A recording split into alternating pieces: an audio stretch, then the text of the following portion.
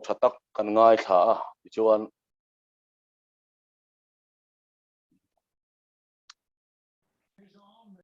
mặc râu bụi em mày chú thấu lệ nụn na min hàn bè mà nia ding dấu lầu tan Krista min bè mà nia thamuang dấu lầu tan thamuan tu Krista min bè mà nia fel dấu lầu tan kan fel na tan Krista min bè min pek da na hi khet hiam min la chuan kan chhor tang kai viau turania thì nuwa van ram kalnan choba mo min pe mo kan ti lai tak hian I swal hut na hi min ti fia zo lova hakar tan thiang hlim na tan Krista min pe a cho wang chuan bol lo tan khan tang kai na nei mia lova bol lo mang le bol lo thin kan nia wang tak hian kan thiang hlim na ta ni suwa hi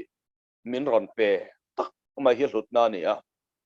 a variety yang reng khop me I suwa min ron pe hi anoi neu khop maya so wang chuan mitam tak chuan lian te wachan masak hi kan tuma noi te atang hian I suwa hian min choma min ti fia hi tuma so wang chuan I suwa ring noi apiang mai hi pathian ne anga an tha muang anga an sol mai don ni so wang chuan lian pui arin tumpo hi ni lova tereu te mai te hi alo ni ti hi pathian thuin min ko mo chulai te chu zaina hian kan soi masa le duani le pathian pol ne thu thiang hlim I lo ngai thangu Exodus bung som ni le pali chang thum chiar ne ituan mau sia chu azuk kala lalpa thu zong le ro rel dan tur zong chumi pui hne na azuk soya tin mi zong chuan lalpa soi zong chu kan ti yang nge ti in arwalin an chang duala tin mau sia chuan lalpa thu zong chu asiak veka tin atuk jing taka thowa tlang bula chuan mai cham siam ta a tin lungphun som le pani Israel nam som le nam ni za tina phun bokaithlang hi ka siaranga chang ria ta kan kai lenge so ti chuan mau siam thisen chu ala a mi pui te chu a thea ei hi lalpan heng thu zong chung chang thua in ne na thua alo thun to Thuthlung na thiselani hi ati a thu kan chiar te lalpan kan za tan mal som ro se pathian he nai chong cha yang lalpa kan pathian sanina I thu tak soile kan tuma hei khuwa te awangin internet te thalovin lalpa signal te thalovin kan rong bol na hi buai thayani ama ro chu yang zong a hi chunga point lalini a electric current zong chunga po hian lalini I chan sin tha thu tak chu phuarin om lova phuara om ve lo thu tak chu zan ina hian heng zong thel tu hian ni a kan program zong hi lal I suwa Krista thu nei na le thil ti theina in kan hung taka swal thil ti theina om zong tur chu thole nun na thil ti thei Krista bang chuan kan phuar veka a phuara om zong po zan ina hian I suwa Krista mingin kan thel takani nang man ro pui na changang che a hi suwa Krista mingin kan rom di le amen le zanina kan thu soi tur hi Thuthlung ti soi kan tuma Thuthlung ti kan zir don ani masain Thuthlung hi Bible poimo em mai ani a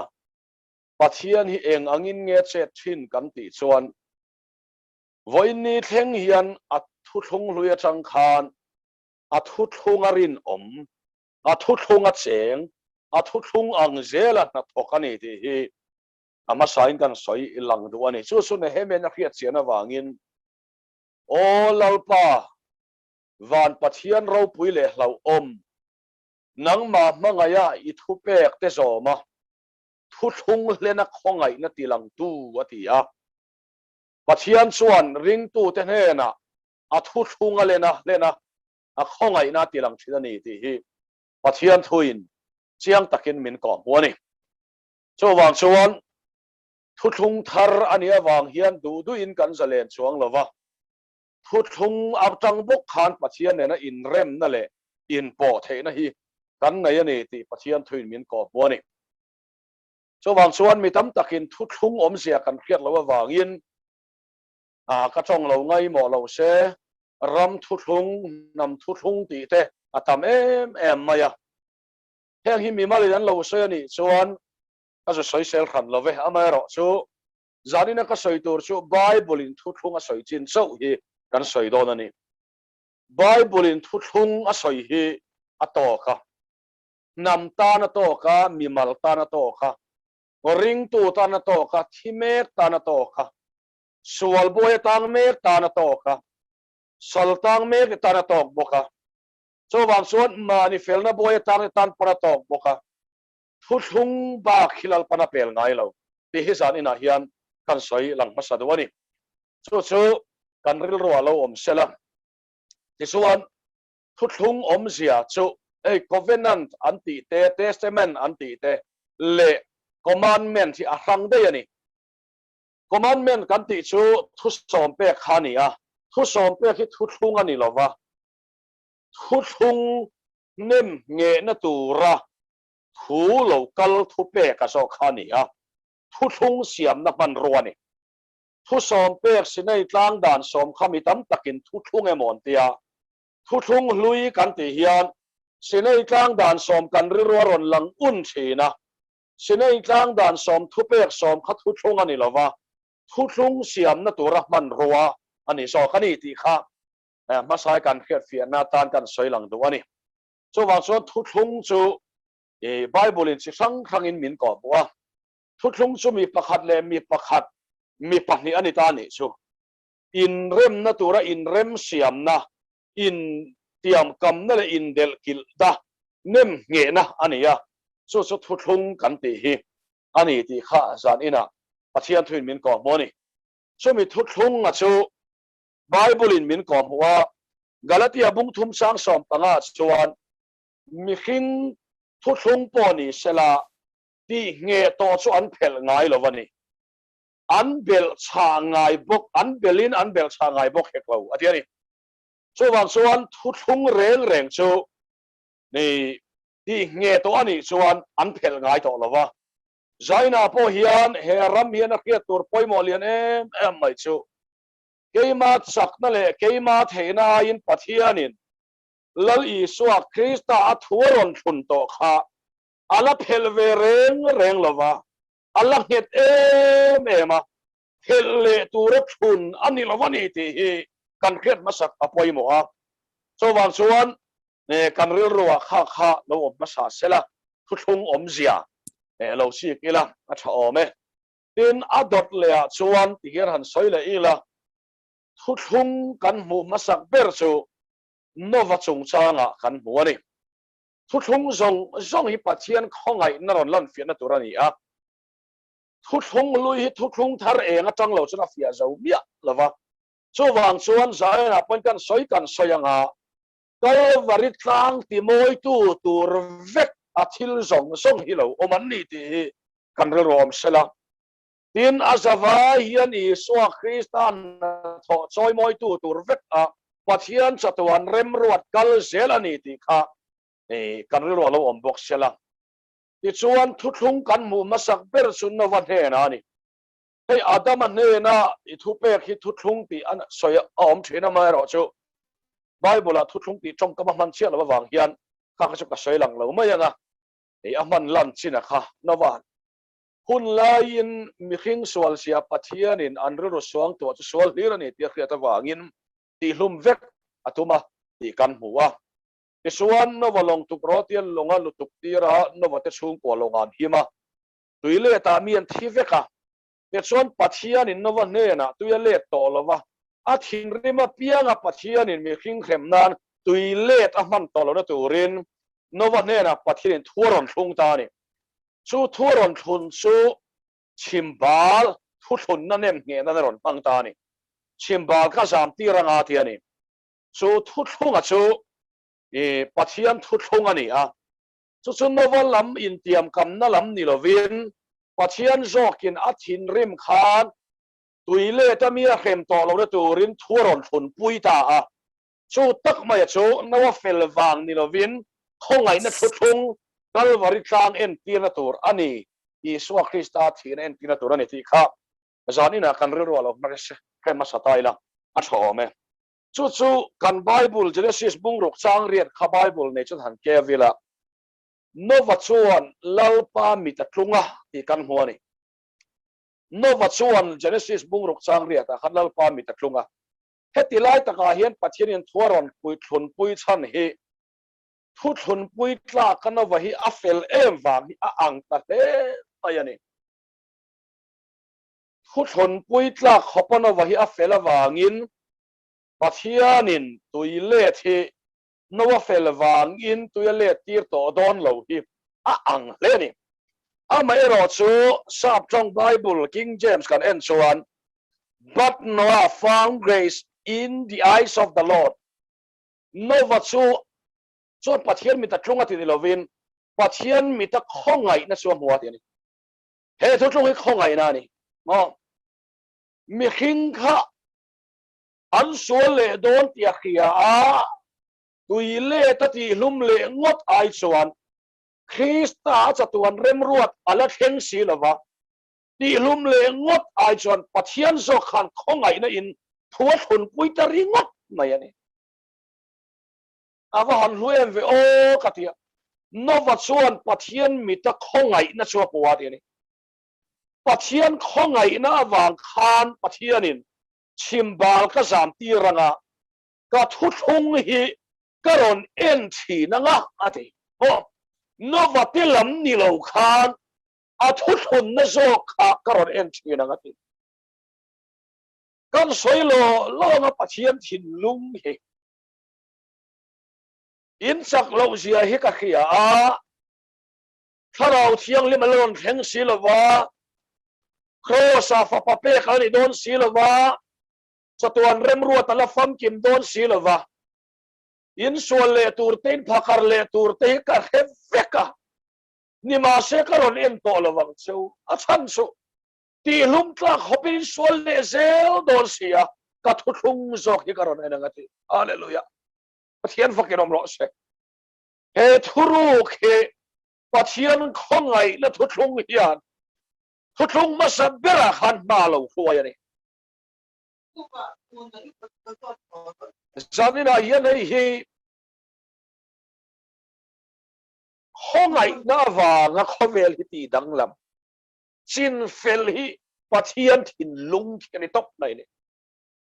khongai na wa nga khovel hi ti danglam bangai na wa nga ti danglam hi pathian thin lung khani top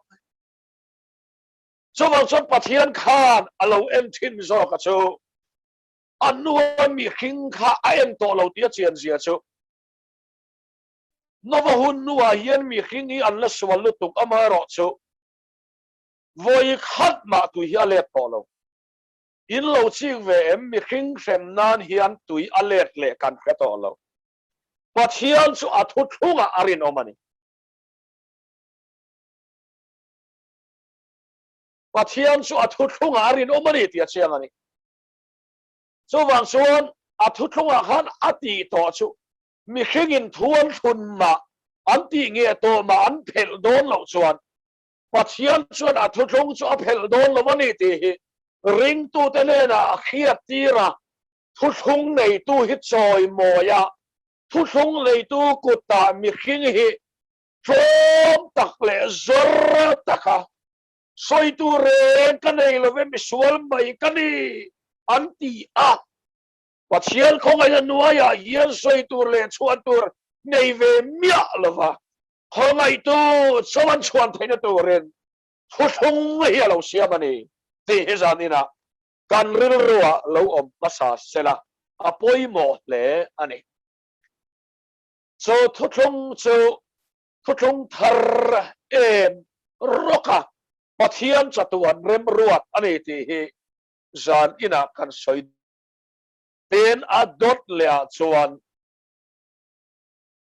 a soi zung zung dona thu thung thara na kin na karon kai dona Abraham nè na thua thung lệ à cho pathian ni na ol sam khazon puyani kanan rama ka khoi lu tang chewatia ma se an sual le tur te an phakar le tur te hi akhasasi a so wang so na ol sam theyang perin ser tan top nai rau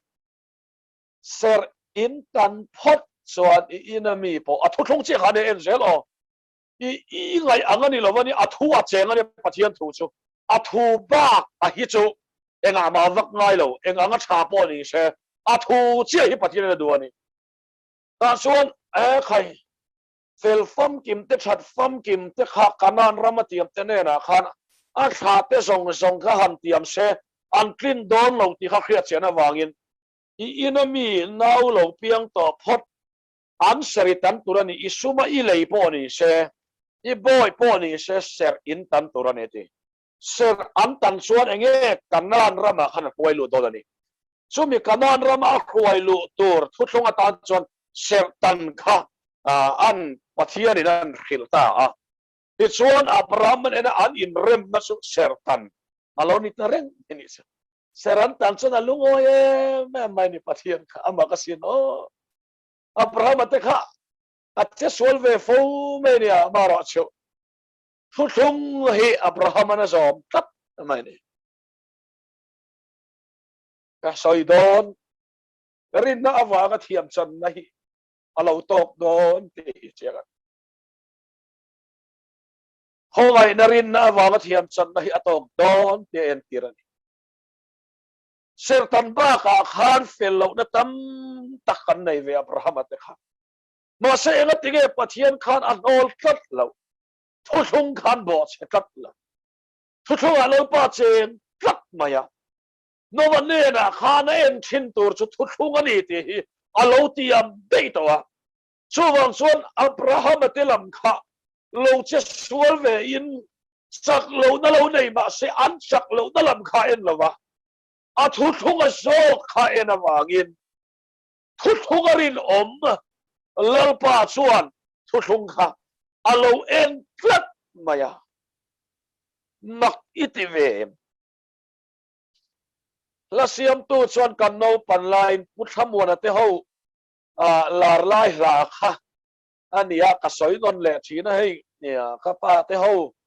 C.Lallianthanga te ho te pon ne chu kha ti hla no tle ro lai no pan lai ka du em chin chu kan kin lo zia tilang tu fel na kong na min huai tu min mangai tu la li suwa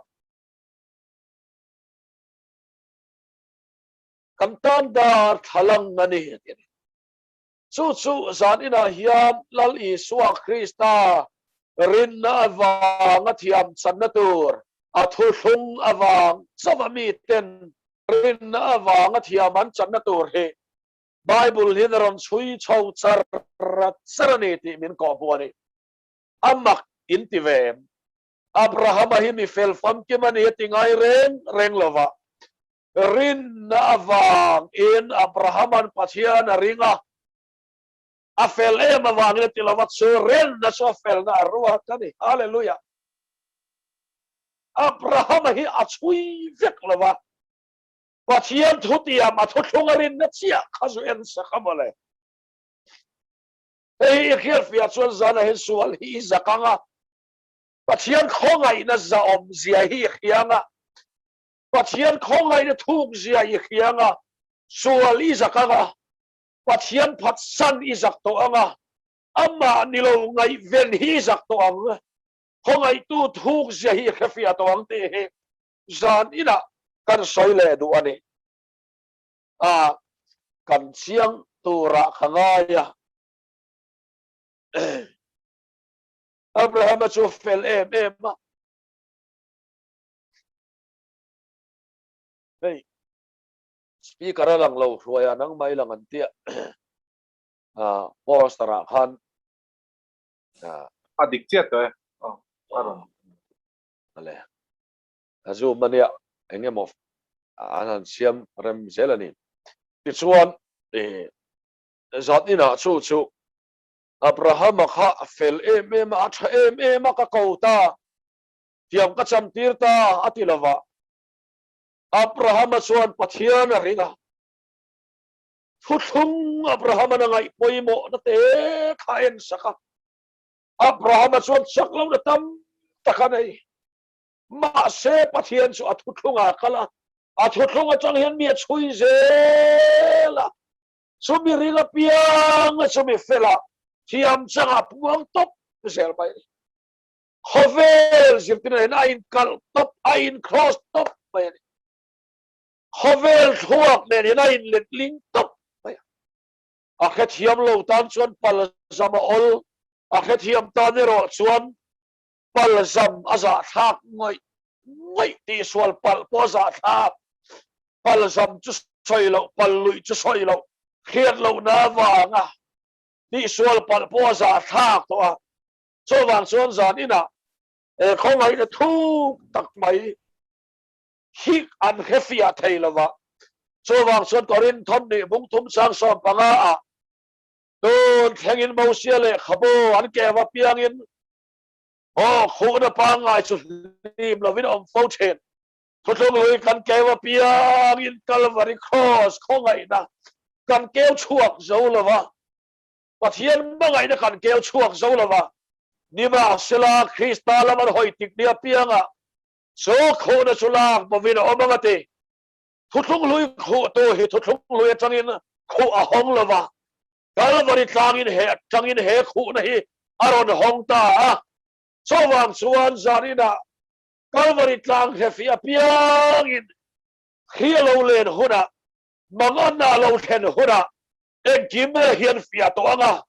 lalpa biak na oni tian khianga Bible hi chuang an nei lawang Bible a hian ziak chuang om thei lo chutiang chuan an nuna pathian thu alo thleng don ni ti hi Bible in ti sam thangin min ko buani avalue adot le ka soileng adot le chuan enge kan khiat kan bu le pathianin thu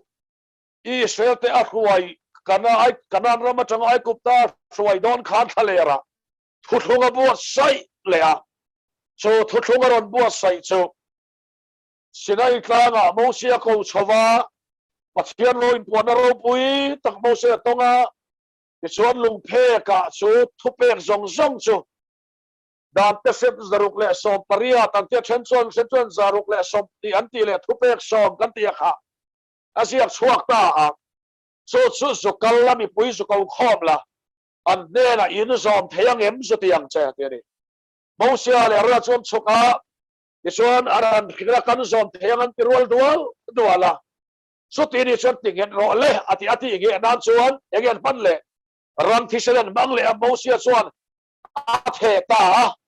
Thuthlung chu ting ta ta so le hi karin kar pathian na kai Thuthlung chu ni ati in thisen chu te ta Thuthlung chu nem get ta ni so Thuthlung ero so danglam ta tlap mai mi hringlam in tiam na lo ta sia pathian ni thona pe Thuthlung khani lawa an mani lam in tiam na ne in rem siam na Thuthlung lo ni ta tlap mai sia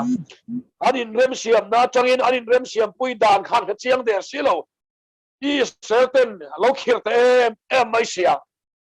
kan zo mangan ti ni changan bo cheta sar maya Thuthlunga lalpa om sia mi hringlam a khowai lo wanga ni lo Thuthlunga lalpa ding net sia in zam lo chorin thiang ti khani sia an thita cheu mai zol nei hun khen khan me selo lan ma khen khan an so le chona khem ta mia mai sia le o chu Thuthlung noya chon kha khepen om ta pathian khan Thuthlung lui fa te kha mangai lo ni mia lo ma se chu Thuthlung a chu thisen ran tisen mangati nge alo ni to sia so wang se pathianin ti lo chuan thiang ti lo chuan khani zel se ti chuan nuang ti lo chuan thiang ti chuan nuang ti kha khani zel ta mai sia an in tiam huai sen ang hui dan lo zob le thei tabok silowa har le dem te lo ti mai mai ange thu pek som te poi kan han tara Thuthlung thar kala soi lova Thuthlung thar chang lova di kan han tum hi kai mani lama ti dik ne kai khiat na chau he ne maya thu pek som a pon ni na ta kha chon han som pani khat te chu han ti fun mol khan nei ve mar su bible hi lo ma khop maya Jacob abung ni chang soma mi in pakhat pakwa zo ma sela pakhata bo chia chona zawai bo chia ni ti mau mai sia ava han hare o dan te sep zaruk le som nia khan zaruk le som pakwa lo zom tala pakhati bo chia chon itlanal nal mai don king thela piang poi ti azwal tiang de khan ne kati tamte lul ne ti ba ka lung oi lo na pathian dem na ba ka thleng lo he wang reng hian ya an dem na sani israel de po khan dem lo chi pon ni lo akhir maya soi vek se na ni lo tam lu tuk mai ni el kuna du lo tong cham lu tuk du bok lo mi fu ke se du bok lo lal pa temple na ya phal lo fu ke se lu tuk te asa vai na khir mai sia an zom thai lo ta char mai ni ti hiat se ngani unau du tak zai na hian khong ai na noi chang lo chon mi tam tak hian athuman bo chiat soma pakwan bo chiat himo an thuk ruwa angin an hai ngani an thuk ruam da tha an thupa pakwan bo chiat hi pakhatan ti that te hian la lang sar ve va ya an la lang ve sar ve an that na mo te hian choi wo ga tu te bo hian chol de la kan chat tura ni kan fer tura ni adik tok ringot ma se zam ina hian Thuthlung in pha ka changa har i kam chian lo chon pakua aru ka i churil bo chiat na khalal pa ma lang fet tho sia pakua kha lo zo ma la pakhat i bo chiat i bo chele fet sia i bo chiat na pakua mi bu lo i thuk ruwa pakhat ti that manga voin ya hian tu te mo kan vaden ve na hilal pa ma enga ma ani lo tasa ani ringot mai ni ti zamina kan khiat si apoi mo le mai ani chowang son hei ngun ta kan sira poi mo thara va ka har ka pian thar ba khan sual in thu phi ka man lei thei mi lawa felang sar bang hian christian nun kong ka so a felang sar ke ma kalang sar ve na lai u nau te ka suka chu tak mai chu voi ne hian pathian thoi minan thiat ta azawa in pakhat ka bo chiat chuan pakua lo zom ma ila bo chevek kali ti chumin han hai lang ta chuan tu rom to lo rin na pathian khongai na rin na chau lo chu ke pen pui tu rom to lo ti hiat chian chuan i christian nun hi khongai na noya rin na in i pen ha dam tak donani chu ani avai pathian a chiang lu to ka kha tu thung masa ape khan an fia zo silava chowang son pathianin kha Thuthlung a kha dem lovin mi hing sok haram dem tani ei camping a chon kanin soirwal tir chena anma ani Thuthlung masa kha soi sel boni su sela chu thun no na ngai lo tur adan lama kha su dem mi lova ma se soi sel bo thak khopa cha ni talawani enge dana than lo wang ni love asiam akmangai te thi na mai so ani lova nun na pek zo tak si lo wangin akmangai te awangin soi sel tur oma ama dan chu chwa ta ni chu soi sel tur oma chu awangin dan kha soi sel ngai khopa fel lo ani mi lo a chiang ni ma a phale lo siani chu vele chuan pathian po hi kan ti buai ve ka ti khop naya atsa chan ke khongai thin lunga lo chu chang chuan pathian ni avalai na om ve o tu ma hi buai pui man lo leilung pian ma Krista min thanga fsc bung khat chang lia chu min than to na chu adama ti hlot ni to ma sola wangin alo pel sola chu mi buai pui reng chuna hun song bang zonga afa paron tira cross a thia thole tharau thini maron tira กันละริงเลยไทยช่วงละวะช่วงมีบอยปุยเร่งส่วนข้าเราเที่ยงเลยมีมินเซนสินเลยอาเทียนปุยอ่ะคงไอ้ข้าผมต้องไงโอ้สิลเฟน่าบอยปุยมันเราแค่นี้ละกันมันเราปุยเสียเอ็งมาบอยปุยมันเรามีเฮงเตริงดไม่บอยปุยเฮียนอาเทียนปลอกเร่มีขัดตบไม่อันนี้อ่ะชุดยังก็ไงตัวจ้างชวนเอ็งไว้เงี้ยขลุงก็ยังเลยเกี่ยมันมินบวยปุยตัวเลยลุงเปลี่ยนมาจังก็บวยตกขันมินบวยปุยสุอัดซาขังตีกระริงเรื่องอะไรมินบวยปุยสู้ที่ไม่ละมินบวยปุยเท่ามินดูสู้ที่ไม่ละมินดูเท่ามินว่าไงสู้พอที่ไม่ละมินว่าไงเท่ามินไล่ดัดสู้พอที่ไม่ละมินไล่ดัดเท่าเจ้าบางส่วนมินเวงสู้พอที่ไม่ละมินเวงเท่ามินเอ็นกอลสู้พอที่ไม่ละมินเอ็นกอลเท่าอาริงละว่าเพียงเห็นกอลมาที่ไม่ตัวนี้เสร็จนี่เขาแต่อันอากันเนี่ยเขายอมกันริงเลยเวทีริงเลยไม่ได้เห็นเวทีกันเลยบอกเสียหันหันเสียชวนนมาสักเวตัวเนี่ยมันมาหลอมตัวเนี่ยที่ก็ไงตัวอมกันริงเลยอมเลยเวทีอมเลยวันที่เห็นอาเวงเสียเอ็งวันเนี่ยวันละชวนอาไว้กันนุ่งกันเสกันนมันเสียดิอาไว้กันนุ่งกันเสกันนมันเสียอมเลยเวทีเทนะพวกเขาไงนะเวงตัวว่ากันนี่อมเลยเวทีนะตักขับเทียนถูกสุดอันนี้ที่นี่เราอมเลยเวทีเทตูระอันแล้วนุ่งพวกเขาไงนะนี่อามาว่ากันนุ่งกันเสริเสียช่วงส่วนอมเลยเวทีตัวพ่อฮีเขาไงเวงเท่าว่า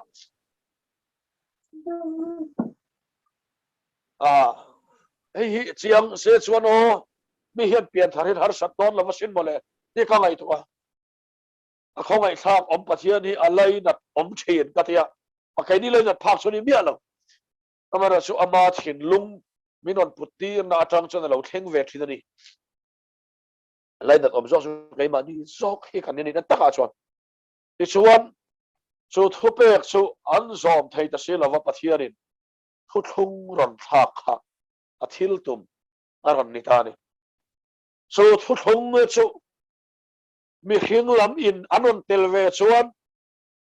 รินนานี่โดนละวะทิลที่อันนี้แหละโดนนะส่วนบางส่วนของทิลที่อันนี้เรานานเลยรินนานี่ที่นั่นตัวรินเกี่ยมันทุทุงทาร์กันเสียมเตียมตีนั่นจะตัวเริ่มรวดนะจังอินปัจเจียนปลอกเร่เราก็เลยสู้เราอินตัวอุดมาอ่ะส่วนตัวมาร้อนลวินตัวมาร้อนลวินอิสายเต็มนี้สิจะสรีเวลาเราเอาโลกทีระส่วนตัวมาร้อนลวินรอนเทลเวรูปโปเทลวะโซ่ทุกทารรอนเสียมตัวส่วนเบรามปูเทนเบรามอันเวนไลน์โฮล่าวันจังโอเราเข่งตาเราสู้ลังไงเรามิตินตาตัวสันจินทะโลมเอ็มกรอนเข็นสูวันน่ะเห็นดาวิดาขวาฉันดำตัวเพียงตาลังเฮสตาเห็นตามชินเสตุระเนียงน้องเซนปนตัวอันสเปงละแทงกับวินบวกลูกบุงนี่สางสอมาอรอนสอยตามิตินตาตัวสันชินชาอรอนเห็นตาอันนี้มิตินนันสันเทตัวอรอนเปตาเฮ้ยวันนี้กันเซลันดูชตัวช่างเลยเต็มปุลาชวนมิตินันลูดเทียงเราวิเทียมแต่สวรรค์ลูดเทียงบุญเทียงลิมเบราชวนโอ้วิเทียมลลเบรกุมขตาไว้ขัดเสารันพิเศษกันลูดเทียงอ่ะมิตินได้อันนี้ละวะทันบิ๊กจะได้อันนี้อ่ะถ้าเราเทียมปอมิตินอันสังละวะทันบิ๊กจะสวินันสังอ่ะว่าโซเลเตเลลาเทนมิตินมินไว้นุ่งเปรเลอาสวเลบอลฮอปเปอร์ปนกันสัมเทนันกันที่เทลวินมินโรนเนี่ยลวินฟ้าป่าชูวันนี้เห็นมินนปตัดตบมาอย่างนี้สู้สู้ไว้ปัจจัยตัวนั้นมินกอบมุชูอัลลอฮฺลิตานีที่ข้าไบเบิลินมินนตาลันสักตานีสู้สันสินทราสุมิตินตาตัวเราลิตาดิฉันเห็นมิตินตาตัวสันสินชาอันนี้วางินเขาเวลรูปุยเนตเฮียดังเรามีดังนั้นสังที่ฉันเราตัวเฮียอมเวทกสินยี่ปีนทาราวางินมีปะขันซอยมอยังฮีที่สังเวงตอนช่วงเรามาเสมิตินตาตัวอิสังเกตที่เราเฮียงเสมีฉันส่งฮีจังโดนเรา mà sẽ bị tin anh đại tour anh chân tour sắp chim cha mi non petani mi nai nang rau puya om lo ni mai thei mi liam thei chuan na rau puya nai chuang lo ni mai thei mà sẽ sai nai nu na du tak mi tin đại tour chân chim cha Thuthlung thar aron pe cha chuta chel pa ding ge do na bo voi ni hel rau na pura ko min hel tel rau min ti re sak bo voi ni hel ani alo kheng le do na rin dai don se thai na toren voi ni hel ande na ani chu arin chop dai ta ani te he pathian thei min ko mo ni cho wang chuan he chan chin cha hi Thuthlung thar kan ti chu aron ni ta ni he mi zar hian tu maron lo heroda aron lo arong bol tu pui thiam ho aron lo kolani chuak chiar aron thisen ne na in la thi te aron lo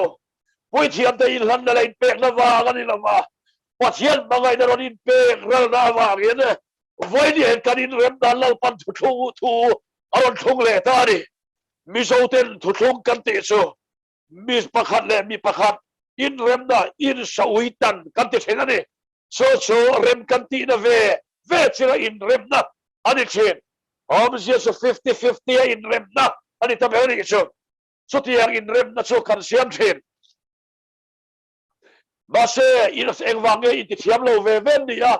pakhan so pon rem mo a ama mo a pakhan so pon rem mo ani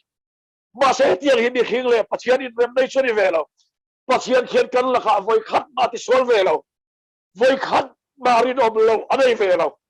so tiang ne kian edel huana arin om lo ni adama arin om lo ni khan chia ni ne khin ur nei no om sui lo wa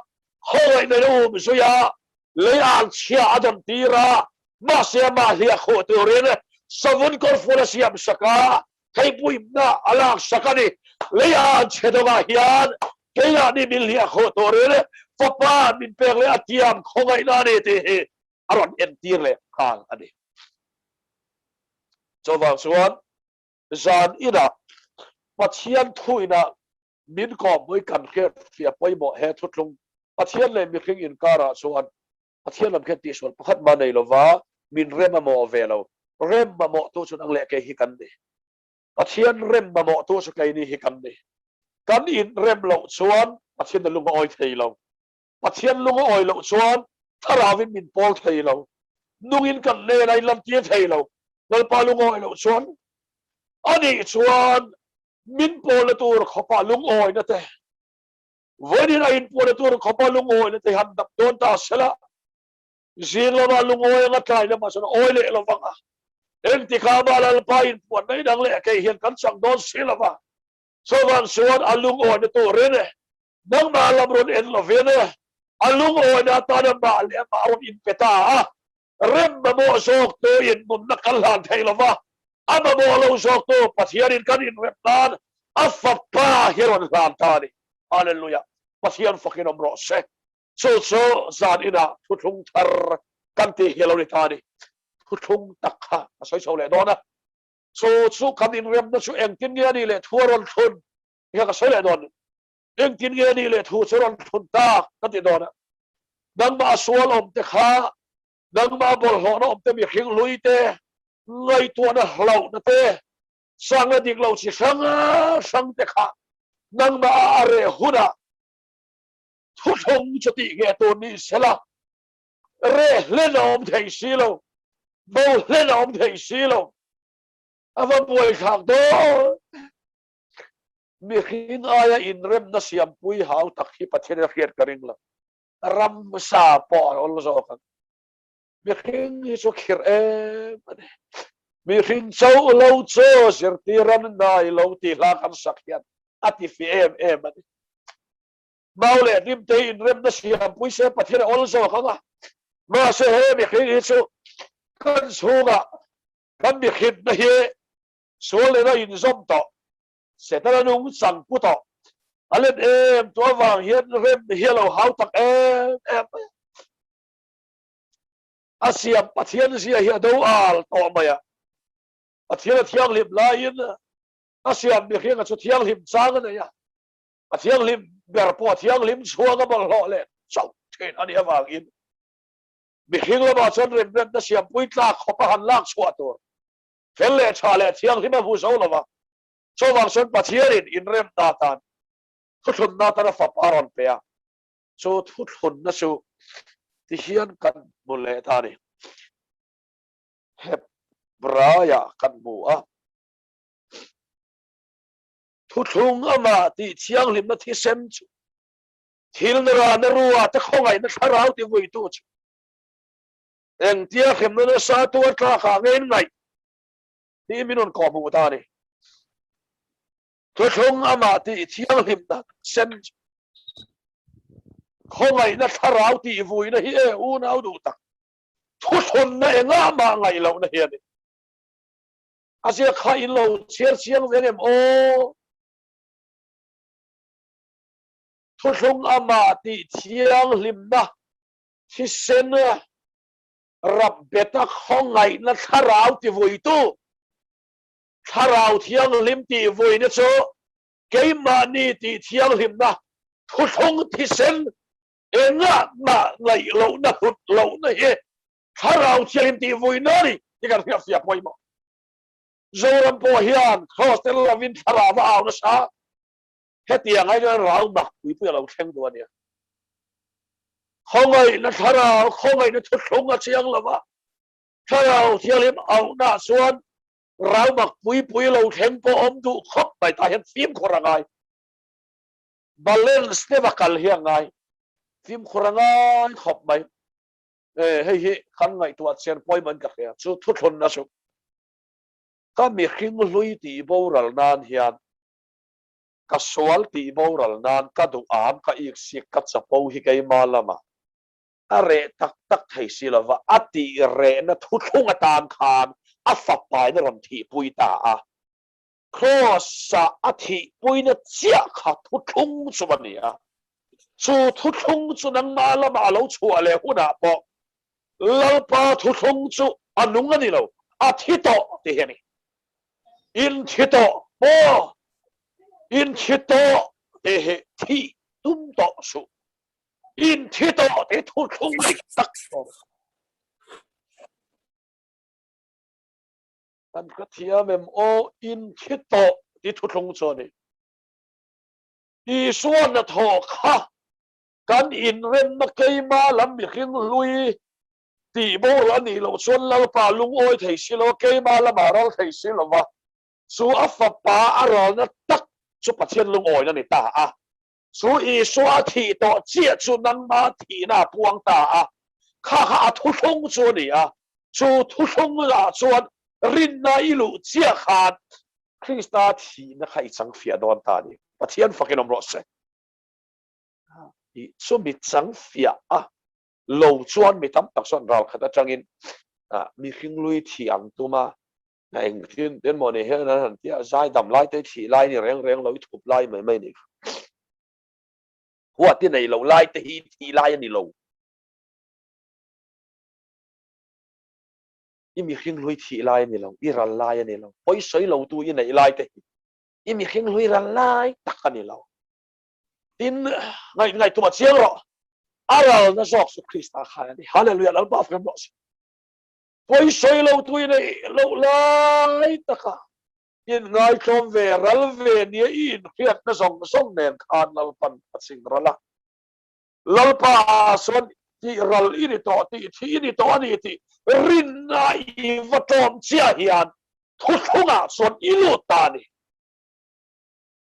sumi i ngai poi mo chia chuan lal pa hian a veng don lut tuk chia a en kol don lut tuk chia ni hian lo ngai to chiang la cái về song lalpa i Thuthlung tel lo hi son ka lo tling lo ni cross Thuthlung sual ti bor lo Thuthlung tel lo chuan ka lo tling lo ni tini tum le in bum le a tin tum to su Thuthlung chia kha tlinga rin nay chan fia sia khan I fel na ro ani ta ni hallelujah pathian fakin om no se rin na hi kan fel na ro na ni khiat hi ni ringot lovani khiat mi soi khiat chon hi om mo mi soi khiat chon kan ti second hand knowledge kan ti khan mi soi khiat chon om rin na fachan hi om ani chu chu zanina pathian thuin min ko mo ni iti dam na ni nang malama dam na khen ti ma sak tum lo la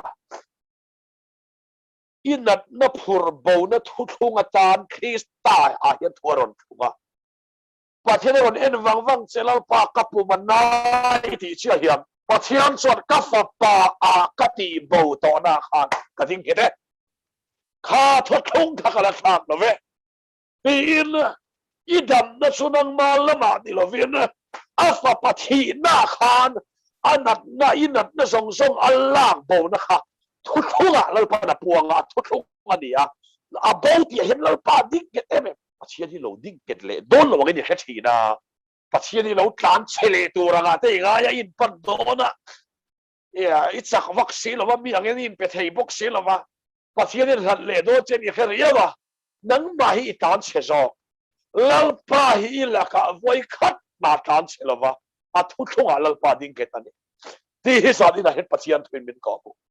kan khoi tu ron siarang khan Isu Krista so nimina nen voina nen apa ngai rangi rom fu banga tiani adang lam velo a Thuthlunga khan alading in chu ko har sap na khai ang pon so ma se e khai khu aswal e mayon ti suang lo a fel lo e mai ti suang lo I fel na achang in Thuthlunga siam pui lo che I chat na chang Thuthlunga siam pui lo che ama thilunga chang kho sa fa pa Thuthlunga ron siam so kan so ring ro so ta chon ding ro e pathian thoi min ko mo ni enga tinge in ni na anga pathian Thuthlung siam pui tur che I ngai zel I chak le khoi chak don che ni lo I chak lo le khoi muang don che ni lo hei kan khiat fia poi mo I ni ang hian pathian ni che lo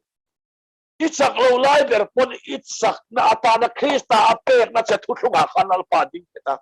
ichak lai ber pon ichak na ai thole chak na kha itana Thuthlung zok soni so pathian Thuthlung thar kan ti la hian ni ading net e maya kan thiang rim na Thuthlung kan fel na Thuthlung kan dam na Thuthlung kan thamuan na Thuthlung ani I thamuan lo wa kan thamuan lo che tum te ni reng la I thapan deuh chuan ka chak lo mai min thamuan ve du lo wa ngai ti lo wa thamuang deuh hi thamuan lo wa thamuang lo deuh hi thamuan lo pha chuang lo wa thamuan na hi itan Thuthlunga Krista thamuan na hi apea a Thuthlunga ding net topa a chang tu te te azirin thila pelova a thin lunga changa pe top meri hallelujah al pa fram lo se chu zani na yen pathian Thuthlung chuani ti kan khef ya poi mo le zoram Christian hian pathian hi kan khachiang tok chowan son kan da te lutuk nang ma tiat le kanilo kan thian pa wong pu ya hei pu za dola nei tu na covid alo ve ve ti kan ria rong bol tular pathian mi man thin u nau pa fa wong pu ya rong bol kan chuak du na alo chong trai ni chong trai pa the khop ma alo pa nang hi cái này là cái hiện năng này là cái sai san nó sát tao tăng chết lâu trong trái sầu sầu mà thì bằng hết cái học mà ê giải là hiện bắt linh cái này bắt hiện này bắt linh cái này bắt linh cái này cái này thiên lung tây chỗ ấy đối mà cái chắc lâu đều chọn xem muốn nó tháp dù giống cái ăn đủ mấy đủ dùng mấy cái mà ni là mà lâu thèn về lal parem ruwa ta ni kan te mi chunga thenga pathian la frema ni kan ti le dai ai nen fiang ngai ni kan tia kan chunga lâu thenga mangai na ni kan tia mi chunga khan mangai na then ti kam du ve re ai nen fiang ngai ni kan ti sak te ke ni la ma thenga kai nen fiang na tu ra ni kan ti sadu lo pathian mangai na ne kan ti ya mi chunga khan mangai na te pohiti ve bok turania mi chunga khan khongai na ni te pohiti ve bok turania chuk chu zai na khan soilam du lai takachu chu Thuthlung chu e kam din ngena turania chu wang chuan Thuthlunga I din nge chuan chu Thuthlung chu I thiang him na I chak na ni dona chu Thuthlung chu pathian ni na kan in rem na turamin pek Thuthlung thar kan ti hi alo ni ta ni a in pek dan te danglam ania Thuthlung lui chu khoya ngen pek ting soilang le don Thuthlung lui chu khoya ngen thun sinai tlanga Thuthlung thar chu kalvari tlanga Thuthlung lui a ro pui nei nei puang pui sin pathian in puna te kha ro pui me pania tlanga ron khochum chuba chum dum to tro ni roya a in puan na ro pui lu to ka tu ma en ngam lo ikha thiamen Thuthlung thara chuan tlom takin kalvari tlanga misual te thi na munaron in puanga nang le ken kan en ngam ve ta ni hallelujah thian fakelom nos Thuthlung thar le Thuthlung lui adang lam te ani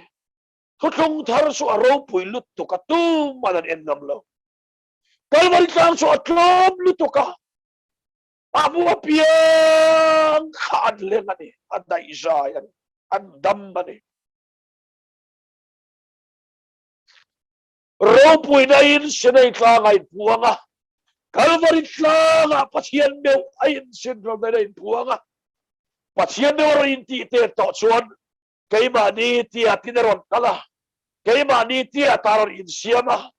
ke ni ay bol lo zong ni oma moi kan bol lo na pura sual ero sual lo nei tiang rim fam kim fil fam kim tha fam kim pathian ni na fam kim nei to mi khing ni na fam kim nei to kha so wang so nei puan na puan dang e ro pui deva tharau o hiat tum ho hiat thelan niam te at sang ho hian sang fu keu do la ni hei hi kan sia na poimo kona point here lo lenga tong po nga ufa kan lo in zong sang lu tok at iam lu tok om nei alo chuk tok thara fin kan ne na om zakai lo chuk ro ti zong to pa om na sang sia zona om tiam sia anin chen bavani alo chuk anga ni zona kha a nuaya om ani pensil ha ka du em chu tlang sang atangin tlom na nun nei thuma damlai mi hausa thi no lazara ni tummo tlang sang atang tlom nun nei theilo chuka ngai so wang son zom na san son lal pain puang theilo lo niam le ro se pe hizan ina pathian thuina min ko bu chu ne ti chuan Thuthlung lui chu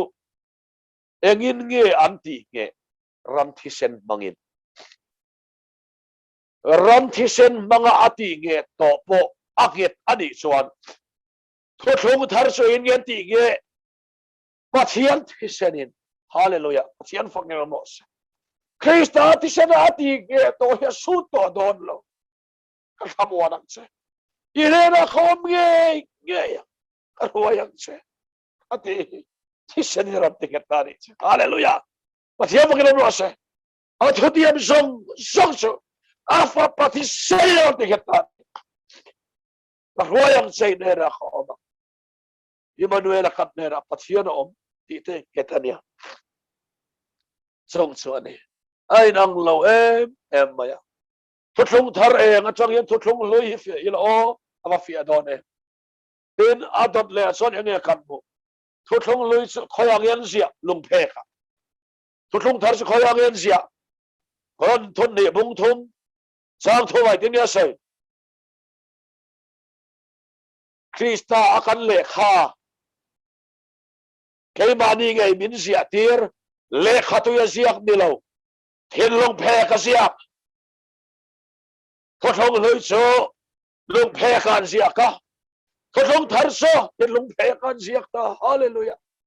heta hinan siak ka asiak helo nai ta khwat ani ava nai ta Thuthlung lo ya chuan le kha ziak hiti di kan tuma Thuthlung thara chuna ziak tu pa kan sunga lo nung takeu Bible te ziak tu pa kol sila wa chiar nun tum te e poi tuini lu tu bang samani poi pakhat tuini lu tum po ali lu thiam lo wa a soi da chon lan ka tum le kapil si pil ka tum le khalang si tia a pilatum le ali lu a pilatum le langa lana tum le pil boxya tiang de mani Bible te yo nau te o asiak tu pa nun nei lo chone fi azolo kam nun na sola ti tom zolo huat na ti tom zolo khak na ti tom zolo kan khovel ngan ti tom zolo so va so zana siak tu pa lo nung khangai poi mor I chunga nung hi atum ber Bible hian atum chu asiak tu pa I chunga anung ti nem ke che tu ma asiak tu pa hian I chunga lal ber adu ti khil che tu ma o hemi bang hian nun tum lo la hei hian Krista itana nun siak khil don sok sen ni chenga chu helaya nungom silo helai nun na nung om silo khan nei hi chian tum te reng mai har e mai ne terawo so wang son voi ni hian nai poi moro o nai poi moro I chungan nung khangai poi moro ko khan pasari le khatana ngai poi mo kha ege I thil nei thilek le khati nung le ro ho te hei chuan ni lo ti oi hiat thin kha ngai poi moro khami nung kha thamuan nei nei thin te thil hiat thiam the na pek thin se nunga kha ngai poi moro kha khan poi chero se chu chuan Bible thu hi a khiat fiat tirang chenga a hruai Bible thu a zela hruai lu don cheni ti hi tharau thi mo thlen chu thu tak song song a hruai lu tang chewa ti a mani mudan ne khiat dan ani lo Bible thu a min hruai lu zel hi a chiam thil to mani ni khamin ko mo ni so wang chuan chu Thuthlung phe ka siang kan chu ma om chu on nunga chu an lo khia a so wang chuan chu nun na chu an lo na ya adam ne na tho thalu ta ti ma kan le vai vutin mi khinga siama ti le vai vuta mi khinga siam khan adam pathian ya siam lai khan vai vuta siam lai khan pathian in zom nan la nei lo anara thok lu chia khan in zom nan nei hei hi bread of life anti ani nun na tho kha chu hebrai chuan ruak na ti ani hebrai chong hi tama ruak ani chu an sai thiam ve danin alam dik mo ka khelova ase pronunciation hei google a om zela unang lai chuan ti thei zela e chuan khatiang khania wangin khanun na tho khanun na nia an chunga thoa atia o tho kol kila chang lo khala tia tho zel khanun na ni chun nun na chu Thuthlung phe ka hian om ta tlat maya chu wakson ka tlan tu chu nungani an lo ti a bola chuan ka fela ti lo Krista chu keima nung zo kani athat na nung lova tha in ti nine Krista nung zo ka fela in ti nine Krista nung zo ka ti tama in ti nine Krista nung zo ka athapha nine Krista nung zo ka mo ai in ti thei nine Krista nung zo chu nung chu voi ni hian lo da poi mo ro ti mi thei ania Bible a voi tam tak kan mu ti lungai thei ani boka so wang son hemi nung te hian lo huai chero se hemi nung nei tu chu kholaya po chuak sela ba san chuang karan chuang bai kan chuang atang ringot konlal pa o hian ria an lu an chuak hilal pana venga an lu lalpa o an ria an chuak lalpa o an ria khovel ro pui na hian a hi bet lova khovel ro pui na manginal pa ro pui nan ria khovel moi na ailal pa moi thuk zian ria ka beram ten ko an ria ngatia kha an chunga lo nung ta ni so wang chuan zatina Thuthlung thar pathian Thuthlung na hian loading het la Krista Thuthlung na idam na tan Thuthlung to ai thiang lim na than I hlau sang to I thamwan na tan Thuthlung to lal pa hi adung het I thapha na wang thamwan nai nei tinan I nei lo tian ni lova I thamwan na tan Krista Thuthlung a siam to a thamwan ngei ne I thapang rei don lo poi ti waksu thapang ma la ka thamwan na tan Krista min pe to a ยังไงมาหัวไหนเชิญทำวันในรอนแทงไงไงดอนรินนะเราในยังเช่เฮ้ยเช่นเราในยังเช่เราปนคอยเจลอนเช่นี่ถ้าพังไทยเราไม่นี่เราวะอีทำวันนาทานคริสต์ไปทุกทุงอ่ะเราปนเชียมันนี่มังอังไทยเราไม่นี่เราวะอีเนนาทานคริสต์ไปเราปนทุกทุงอ่ะเชียมันนี่อีมังอันนี่อ่ะบวยสุเราป้าทุกทุงอ่ะดิ้งเก็ตข้อสัตย์ริงละสุมีริงส่วนกำลังเช่เนตัวอินิเซลังอ่ะข้อสาระปะเทียนทุกทุงทาร์เฮอีตานมันสมนะพะโลนิเซลดอนทาราวเรโรตักษาดำหน้าพอเราพันมันสมดอนเช่เย่อุณเอาดูตักวันนี้เห็นน้ำมาละกับเทสเต็มตัวอย่างก็เสียลูกเดียงถ้าผ่านนะแต่ทุกทุกงานเนี่ยทำหมดได้แล้วอ่ะไอ้อินสอยหัวเบียร์พอหิมานี่ส่งเราเห็นเฮียนเราจ้องเราเห็นจนกันเราเท่าเสียเราจ้องให้กันเราว่าโมเราในเวลาเราเพียงกันนี่แต่กันเครียดเกี่ยนปอยมอนี่เราในเวลาเราเพียงกันเนี่ยบ่เชียดไว้เราหน้าอมเราเดินหัวนะคันอาดามาบ่เชียดเสียคันกัลาว่าหัวในท้องเรียกเราบิรุตานี่ที่บ่เชียดในจังเราหน้าเราอมตานี่เราเนี่ยเห็นมินเชียนี่ส่วนบางส่วนเองวางเงี้ยอีจ้องเราตัวนี้จ้องที่ส่วน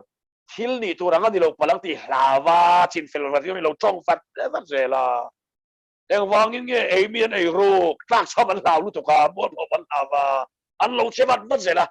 เราเนี่ยเห็นมีหิ้งส่วนละควายลุเราเนี่ยเห็นมีหิ้งส่วนละสวยอยู่ตอนนี้เองก็ติงอะไรตู้เจนี่เขียนอีเรลวักเจลกันที่ส่วนอีมัวเผาอีลาวรู้ตัวกันอีเทียมตัวสวยวันวันตัวมา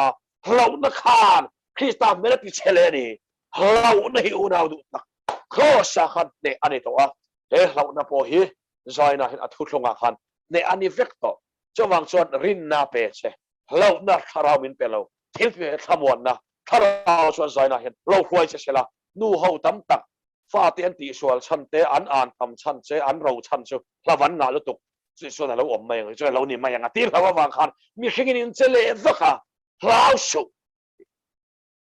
เราปากกองตินเรงอ่ะควายตัวเสียนอีตานทุกทุงต่อทุกทุงทาร์กันไว้กลางเสียมต่อตะกุตะกะไก่เนี่ยทุกทุงนี่เราทุกทุงทาร์กันเสียมังอันมาเนี่ยก็มังอันตันปากันเนี่ย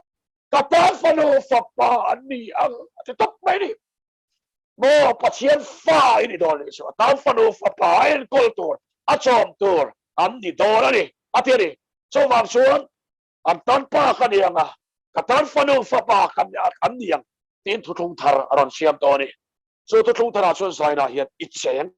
อมนี่ส่วนทุกทุงทาร์ช่วยบริจาคเงินที่อินเห็นต่างที่ชุม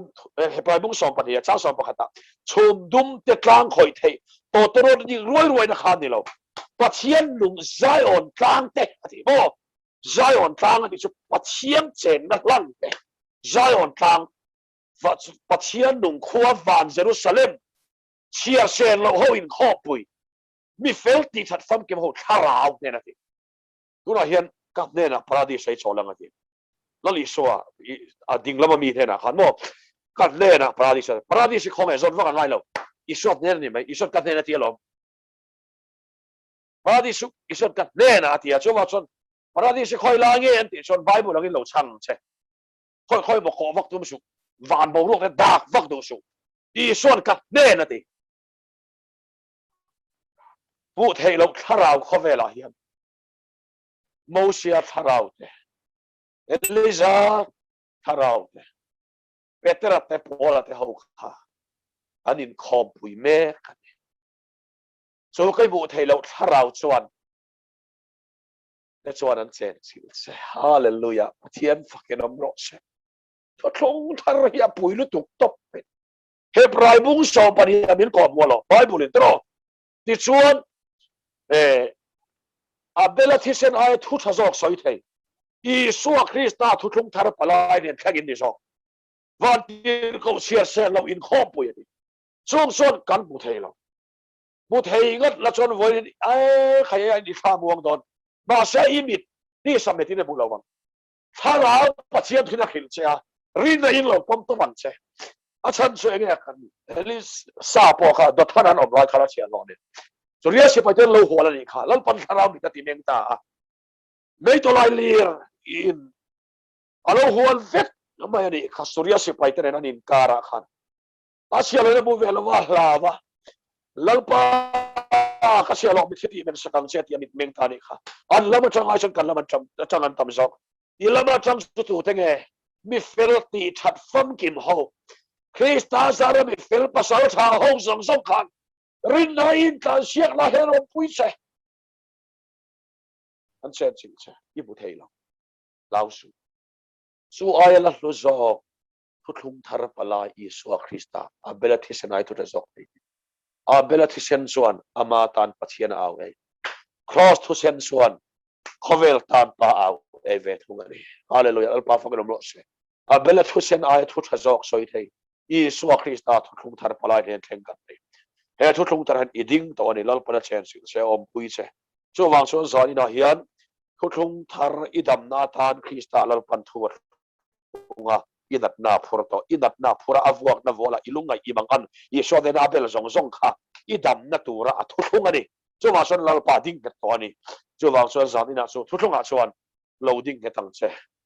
zamina hian tong tai pui tur an oma so mi ngai singa khan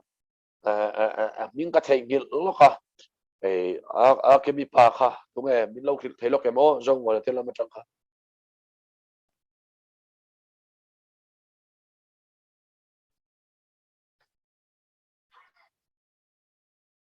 Uva na lua pa. oh pu van na lua pa zaina hen kan tong tai nga Thuthlung thar ai cheng to he Thuthlung thar thil ti theina cross thil ti theina hian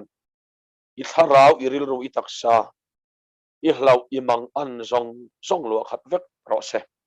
pathian ne na kan tong tai nge lalpa samina hian e Thuthlung thar thil ti theina hi ringa sual la ka kan fi hi ma ne na kan san theina turin thui lo thlung to a thiang lim thei lo po hi I Thuthlun na chula thiang lim thei rin na wangin ke nge po hi izara karin ai ka fel to do na ngai thame po hi an mani ai izara rin na wangin an thiang lim to rin na wangin voi ne hian lalpa an rin ai an dam rei to hi mai tur kha voi ne Thuthlung thar awangin khongai na kan tong ani avana saem kan khiat fialo na sitan kan tharau mi ti mena ti delato mani zan ina hian khu na chu hlimin lo om sela khu tu om khiat fialo na chu zan ina hian Nazareth Isu Krista mingin honin lo om sela Thuthlung thar Krista thir thei turin tharau mit nang man ti megang che zan ina hian kan dam na Thuthlung atan thiang lim thei lo kan thiang lim zel to la Thuthlung atan ne thei lo ne tu kan ne Thuthlung atan dan zom thei to lo kan zom thei na tur Thuthlung atan Calvary cross min petawa rin na awangin kan rin ai min khoi do na kan be sai ai sangin min khoi do na so wang chuan kan rin a chak na khan min khoi do na wangin zon ina hian chu Thuthlung thar kan in rem na tura kan dam na tura kan nat na ipur na chu keini min volova Krista I vuak na chu Thuthlung ani to awangin kan dam na turin nat na nei tu dam na mo piang ne na Thuthlung thar dam na Krista phur sak na chu atakin lo theng ro se Thuthlung thar hi do tai chani phal lova thuta kha son do ta chuak mai lo ti khai thowa zaina hian tharau ri taksa zalen na fam kim lo theng sela dam na fam kim nang ma thlen tirang che zaina hian lalpa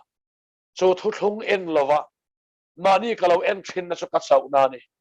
I Thuthlung ai lo ding nge ti ka khia chu chau chu ka en tawang ti te zanina hian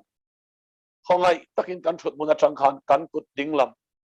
lalpa kanat na hi ken lovang ka dam na tura ka Thuthlung I sona phur na zo ka kha I son to lova I kan chedon lo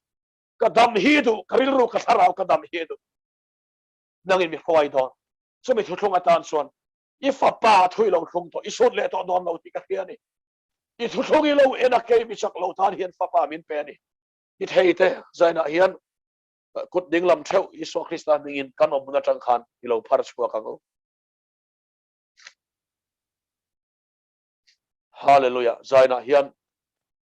pathian thil ti theina Thuthlung thar chuan i chung ril song thamuan chi sela leilung pian ma lo ruat lok to asatuan rem ruat le thil tum hon bikim khosak khuna khover ta na kristana tho hi luang lan lovin atak na zan ina i tharau ri ru taksa Nazareth Isua Krista mingin lo theng ro se hallelujah Nazareth Isua Krista mingin lo theng sela Thuthlung thar tak le thiang him na chuan i sungril fang chuak se sela huai che sela nei che ro se Thuthlung thar thuthlon dak nge sia yan ti chak che sela sual pal zama hlap zong le sual ti zonga ngai to na su i su mingin ka phuara sual boy ta thova trong trai thelo na ta thova sak lo na ta thova ngai to na dik lo na ta thova dik lo na le lim le na le sak lo chin reng la kha thova ril ru sak lo na le dik lo na la kha ta thova thiang lim nai chan thai nan he tu song thar thil ti thai na hian zani la fang chuak na chero se lal pan nei che se la fang chuak chero se lal pa zai la lom thu kan pila che ro pu le choi mo na changang che kan program min nei sa ka vain kan lo me eng zong zong hi so Krista mi kan on dile amen